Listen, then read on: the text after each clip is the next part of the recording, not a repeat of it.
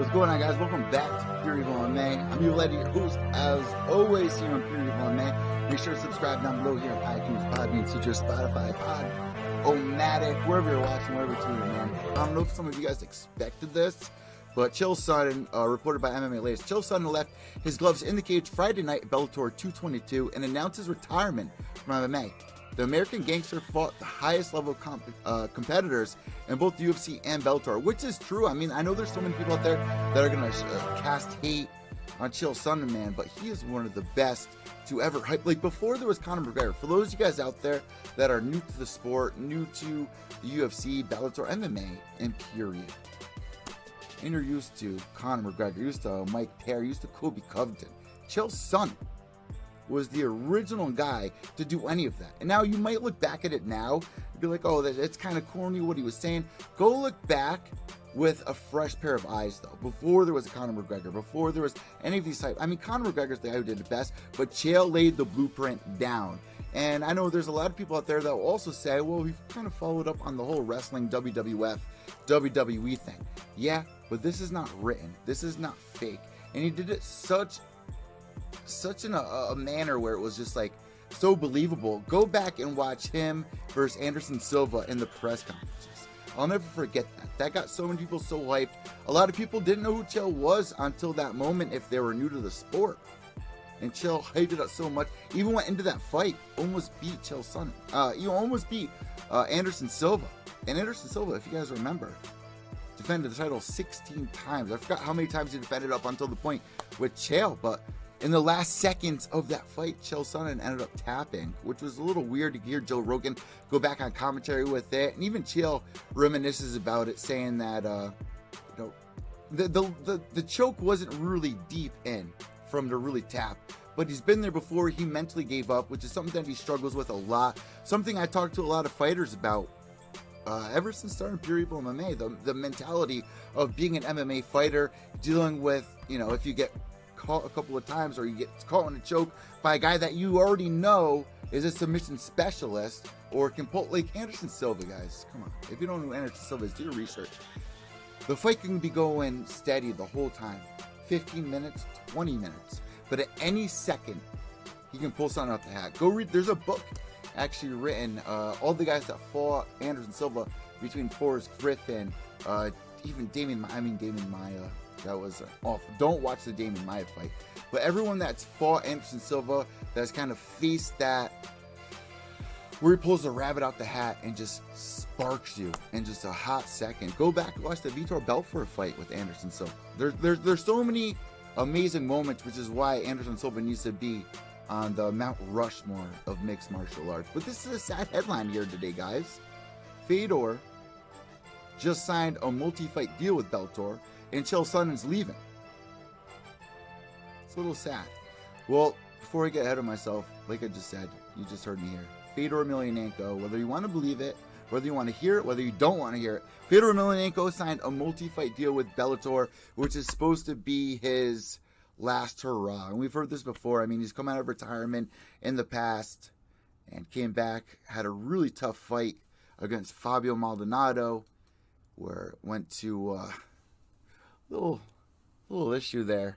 Went to the court, went to the government, and was overturned. Fedor Emelianenko did not win that fight. We all know that he did not win that fight, but Fedor Emelianenko is back. So who do you want to see him fight? Well, Scott Coker is saying Rampage Jackson is in the mix for that. I believe there's going to be about 4 more fights left. So with those 4 fights, if Rampage is going to be one of them, and I know just throwing that out there, there's going to be a ton of you guys saying, I don't want to see Fedor versus Rampage Jackson. What is that? Well, that is what you get. And I feel like that's what Bellator was trying to steer away from, but yet they're back there. And you know what? That could go either way, because Fedor, if you look at his last couple of fights, you can go, oh, well, he got knocked out by Matt Mitrione and that double knockout. Well, if Fedor just recovered a second quicker, things would have been different. You look back at the Frank Mir fight. That was pretty decent, but you understand that he's getting older, doesn't really need to be fighting at this point, which is really sad. I just spoke with Jimmy Smith about this as well, where it's like you see all these older fighters, which is like BKFC. BKFC has their 6th event coming up against Paulie Malignaggi, former champion in boxing, going up against Artem Lobov, who really never made it inside the UFC. His biggest thing that he's known for is being on the Ultimate Fighter Season 22 and being best friends with Conor McGregor. But yeah, that fight that he had with Jason Knight was really exciting. But if you look at Jason Knight and Artem Lobov, if they had a fight in the UFC, would it be different? These are two guys that really aren't the top echelon level of fighting in the mixed martial arts scene. So when you look at BKFC and look at the other guys in there, like Chris Lieben, who has an upcoming fight as well against Cochran, right? He was on Ultimate Fighter as well. He was supposed to fight somebody from here in my hometown. I won't bring his name up because he's dealing with some issues. I don't know exactly what's... Brendan Ward. I mean, you probably already saw it. Brendan Ward, he's dealing with a lot of issues going on. You can research it. I've been trying to get him on the show to kind of go in on what's bothering him between... If you don't know, I don't want to really throw it out there, but everyone struggles with things. And I think that's one of the most inspiring things about the sport is watching guys that overlook the distractions, whether it's your girlfriend yelling at you, whether it's your, you have a bad training camp, whether you're getting over an injury, or you just have children and your wife's yelling at you because you're not home enough, you're training too much. Like all these things, they make it so much better because you understand there's so many people out there that can relate to what these guys are going through. So for Brendan Ward to drop out of that fight with Chris Levin at BKFC 6, I'm a little upset. But Dakota Cochran is stepping in, and we've had Dakota Cochran right here on Pure EVil MMA. A couple of years ago, you guys might remember him on Ultimate Fighter. He also was rumored, allegedly, to be in the porn industry, which I'll leave it at that. If you want to do your own research, you could go do it. But, yeah, there's a lot of things that have been coming out this week. There's a lot of people that retired. King Mo retiring, which is a big name in the mixed martial arts scene, which we're going to have to say goodbye to, which is just very sad. But going back to the Fedor Emelianenko thing, I'd rather see Fedor fight someone else other than a Rampage. I'm sure 75% of you guys would agree with that. But let me know what you think down below in the comments. Here on iTunes, Podbean, Stitcher, Spotify. Let's jump into a little bit UFC news. So I don't have it here on the Twitter page. Let me see what we got here. There are some upcoming fights that we're going to talk about in just a little bit. But UFC 241. I want to talk about UFC 241 for just a quick second here. DC versus Miocic 2. This is a fight that Stipe was given a lot of shit for because he was on the sidelines for a year and a half. Oh, about a year. Maybe a little bit more than a year. Almost a year and a half. After losing to DC, they had the whole season Ultimate Fighter. Stipe, they have been overlooking DC moving up to heavyweight. And you know, DC at heavyweight, man, I like him more there.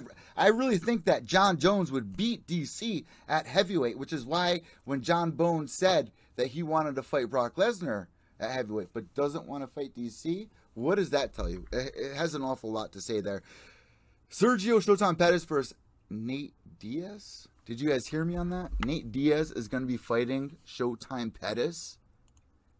Nate Diaz has been in the shadows since a same situation with Stipe. You think about this. You get paid $100 million. In Stipe's case, a couple $1 million being champion. He probably should be paid more. He was even, as champion, calling out people in boxing. I believe he was calling out Adrian Broner. During that same time, Anderson Silva was trying to call out this guy. Conor McGregor was calling out Mayweather. They only made the Conor McGregor match, but I really wish they did a little bit more than Conor McGregor versus Floyd. They should have made it a whole night of switch-ups, which would have been really impressive for the MMA fans and boxing fans, just to see what it was like. If you're going to do it, there's only going to be one time to do it. Why not then? They blew it there. So we're never going to see anything like that again, even though Conor McGregor is bringing up rumors. Oh, you know what? Before we talk about UFC 241, I mean, let's be real. Listen, I didn't write a script for this show, so I'm just flowing here. So if you guys have been following PureEvilMMA.com, Justin Bieber, Tom Cruise, they've been beefing. Go read it at PureEvilMMA.com. But here's the thing that caught my eye. Conor McGregor says, I will sponsor it. And if you guys remember the Mayweather versus McGregor fight, Conor McGregor had McGregor Promotions. Now he has Proper 12. And if you go back 4 years ago, 3 years ago, look at the UFC pay-per-views. Conor McGregor said, and I quote, maybe not the right quote, but something along these lines of where he said that he wanted stakes in the UFC. He wanted to be his own promotion. Well, damn, celebrity boxing was huge for so long. Remember, Screech had a couple of fights. Kim Kardashian had a couple of fights. This is something that relates to the general population of people out there. And if Conor McGregor's throwing on, I know a lot of people in my family, my ice cream man, my banker, they don't know who Conor McGregor is. Floyd Mayweather said today that he would be in on it. So, what does that mean? Could you imagine how many people this would reach? And if you go look at the celebrity thing, even just YouTube, just go look at the people on YouTube. Last year, Logan Paul versus KSI brought in over 1 million people watching, streaming on pay-per-view online. That's unheard of. UFC couldn't pull it off. Bellator couldn't pull it off. BKFC can barely pull it off. BKFC has 1/10 of what they brought in just for Logan Paul versus KSI. Bring all these people in. Imagine how much money there is to be made. Oscar De La Hoya wants to bring in Chuck Liddell versus Tito Ortiz. Bringing in money for them, not the other guys on the card.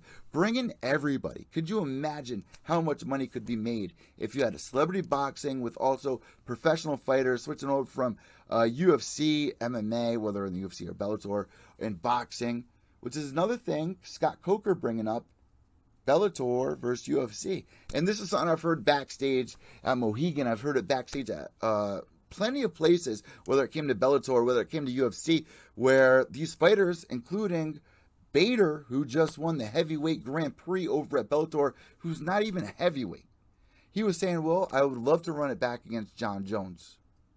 I don't know if that gets me too excited. I don't know if that gets you guys too excited, but it's something that has happened before in the past. Something I would like to see. I'm sure a lot of you guys would like to see, just to switch it up, make something new. Even Khabib is going, let's do a lightweight Grand Prix at UFC 241, UFC 242. I think UFC should go back to that. That's what they started with. They started with the brackets, and people didn't really understand mixed martial arts back then, but I think Bellator did an amazing job with what they did last year with the heavyweight Grand Prix. It wasn't that big of a deal with, what did they have, a welterweight Grand Prix? I can't even remember because it was that big of a deal, but the heavyweight Grand Prix was so big that I would love to see what they can do if they just cross-promoted. Remember the Pride days when Chuck Liddell came over to Pride and Dana White was sitting there cage side biting his fingers. You can go back and watch it. It's on YouTube right now. Those are the moments that get you to the edge of your seat. Those are the moments that make you feel alive. And for the people out there, any sports fan out there, the only reason why you love sports is because it gets you away from what you're dealing with. I mean, there's people out there that love the fashion industry. There's people out there that love music. And there's people out there that love sports. This is our getaway. So when you bring up, oh, what would happen if we saw UFC versus Bellator? Well, back in the day, what would happen if we saw even Muhammad Ali?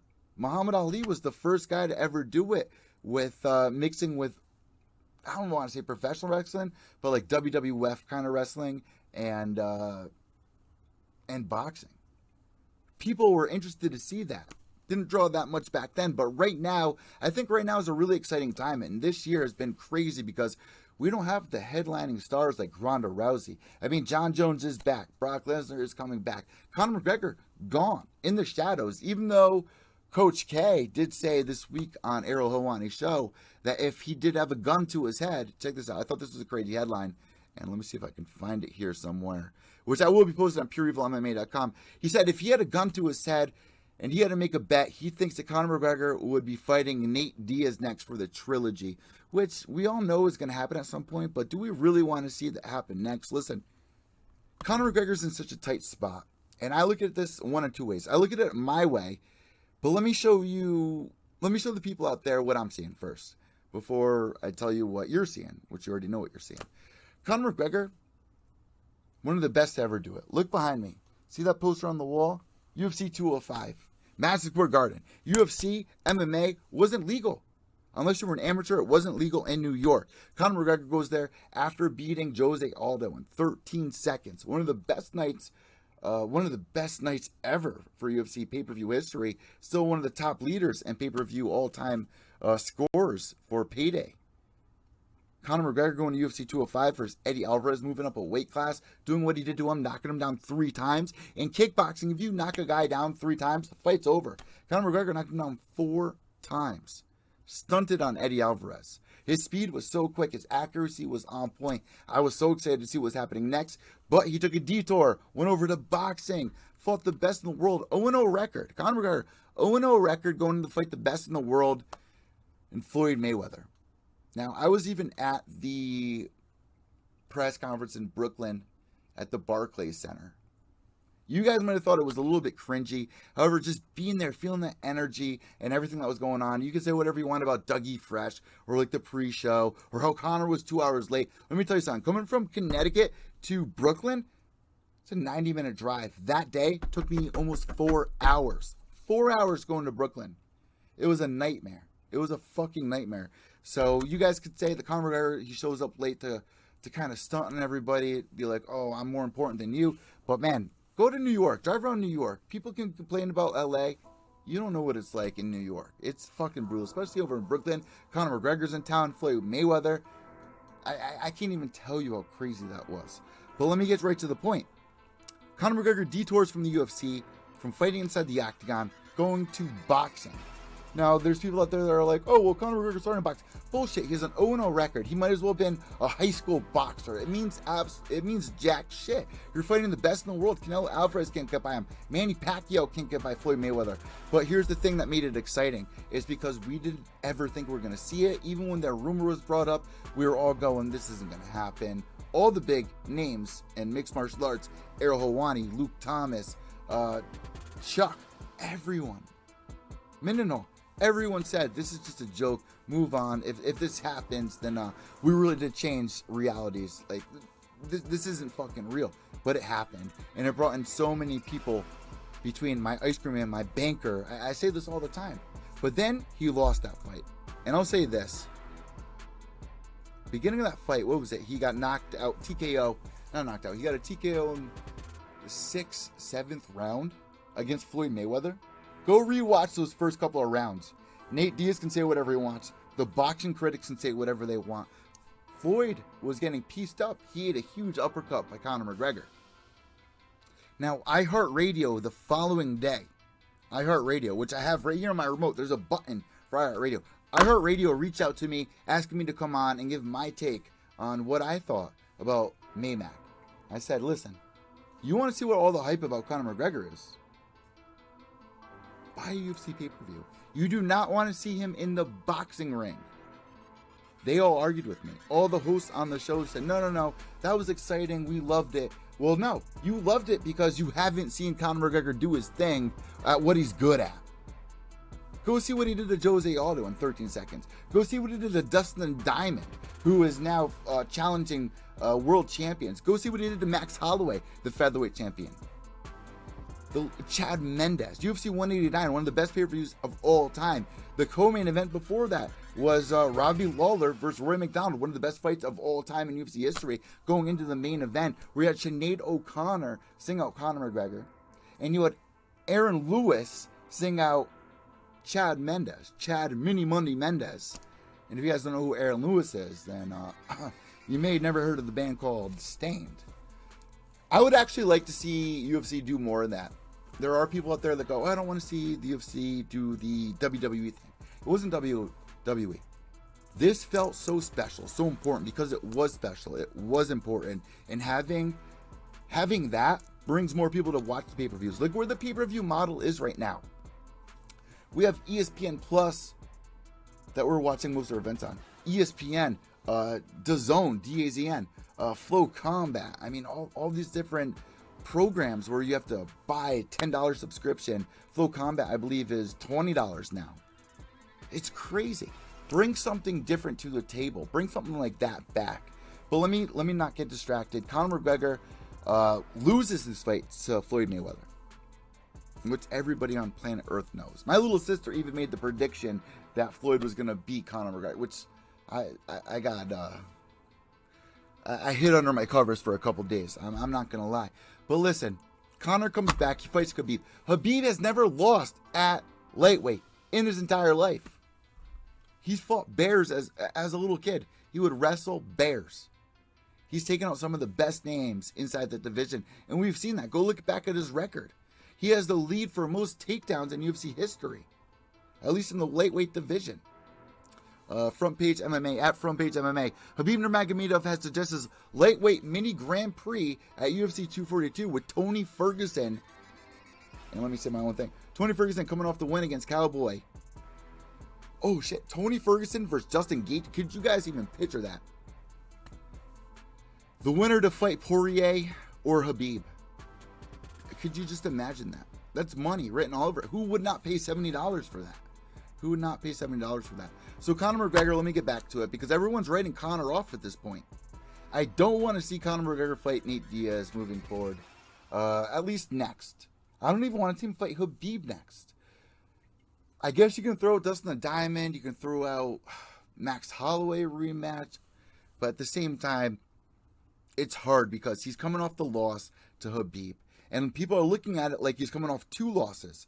He's coming off the loss to Khabib, and he's coming off the loss prior to Floyd Mayweather. So now he's on a 2-fight losing streak, which isn't true because he had one of the best performances of his life against Eddie Alvarez at UFC 205.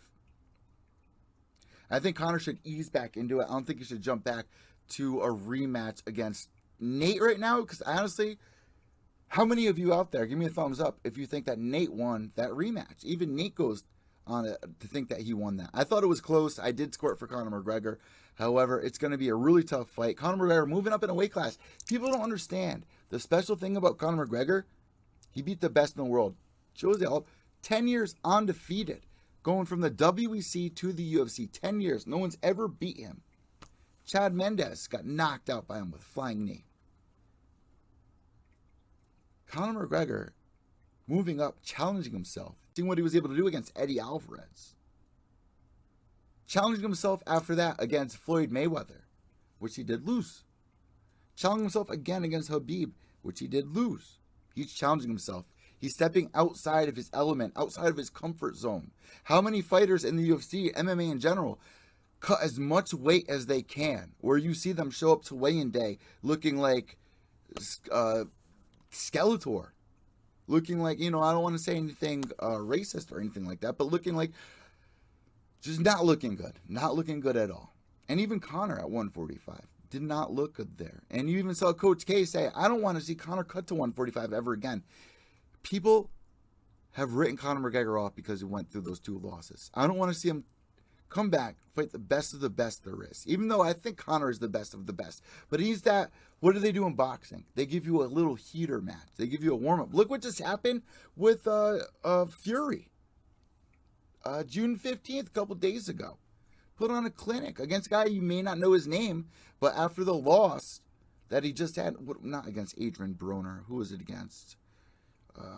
I can't remember, but he had a heater, which warms you up mentally, physically, to move on, get ready for that next step. I don't want to see Conor McGregor, after another 2 years almost, away from the octagon, come back and fight Khabib, who's been active since the last time he fought Conor. So let me know what you guys think about that. Let's scroll down here on Twitter. Let's see what else is going on here. Besides Bellator going on this weekend, which was great. I think that Bellator should do more of that, honestly. It really sucks when you have Bellator, PFL, and UFC back to back to back. I mean, I understand if PFL's smart because they do PFL on Thursdays. Bellator should do Fridays, but they try to mix it in with the UFC on Saturday. But this weekend, here's one thing I got a little upset about. DAZN, man. DAZN. Why can't we air this on Paramount? Bellator should have more events, which is why I get so mad at when guys like Gegard Mousasi leave the UFC, Rory McDonald leave the UFC, Rampage Jackson leaving the UFC, Matt Mitrione leaving the UFC to go fight the Bellator. How many times are you going to fight a year at Bellator? How many times a year are you going to fight at Bellator where people are actually going to see because it's hidden on DAZN? Which brings up my next segment here, which we're ending up in the last couple of minutes here on the podcast. But Matt Mitrione, man, free agent. Look at where he was from the UFC, losing to Travis Brown. He had that huge hematoma on his eye. I was watching that fight. I thought his eye fucking popped out. Now, he got poked in the eye a couple times. UFC let him go. They didn't want to match the price that Bellator threw up. So Matt Mitrione goes over there. He beats Fedor Emelianenko. TKO's Fedor Emelianenko, one of the best to ever do it. He goes in there. He loses to Bader, who's really improved a lot. I mean, Matt Mitrione, he's on top of the world right now. His last fight was kind of a mess. But right now you have PFL. You have, I'm sure BKFC is probably reaching out to him. UFC apparently is reaching out to him as well, giving him big money. to return. So I don't know if Bellator works the same way as the UFC does, because, listen, if your contract comes to end with the UFC, the way that goes, for the new fans out there that are just tuning into the UFC, this is how it goes. You have a 5-fight deal, a 3-fight deal. Your contract comes to an end. You're a free agent. If Bellator wants to give you an offer, say for instance Bellator gives you, I don't know, $800,000, the UFC has the right to match them and say, no, we're going to give you $800,000 and you're going to stay here. We're going to give you $801,000 and you have to stay here. They have that ability to do that. Matt Mitrione lost that ability when he was fighting the UFC. Now going over to Bellator, big things happening. UFC's looking into it. Probably paying, I don't know about double, but definitely more than where he left off as. Because if you look at the heavyweight division in the UFC, where's it at? You had upcoming rising stars like Tai Tuivasa, in JDS right now. He's doing his damn thing. He's been in there forever. Brock Lesnar making the return. Curtis Blades, he's looking for an opponent. Travis Brown, the guy who Matt Mitrione lost to, where's he to be found?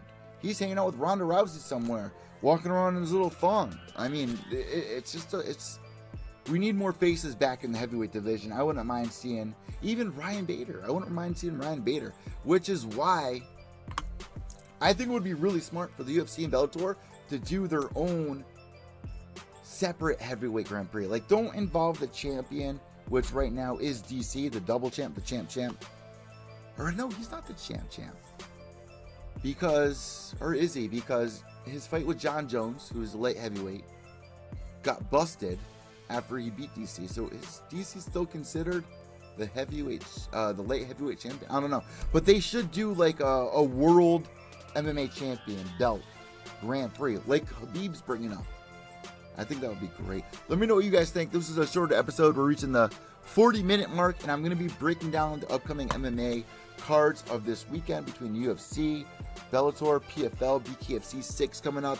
There's a lot more headlines that I'm sure are going to break in the next couple of days. When it comes to summer and you have International Fight Week coming up, this is when shit gets crazy, guys. So let me know what you're looking forward to. What fight stands out to you moving forward? I'm Evil Eddie from Pure EVil MMA, pureevilmma.com for all the latest MMA interviews, MMA news, and podcasts. Oh, really quick before I go, I got to say this, guys. James Nick Sweeney, my co-host, Season 10 of Ultimate Fighter, first pick, UFC veteran, has an upcoming fight, June 22nd. Don't want to miss it. He also has an upcoming movie, which was just on E! News, where the Kardashians are. I mean, that's fucking crazy. It's fucking crazy. Check it out. I'm Evil Eddie from Pure EVil MMA. Wait up to the end. Remember, without evil, there's no purity. Behave yourselves.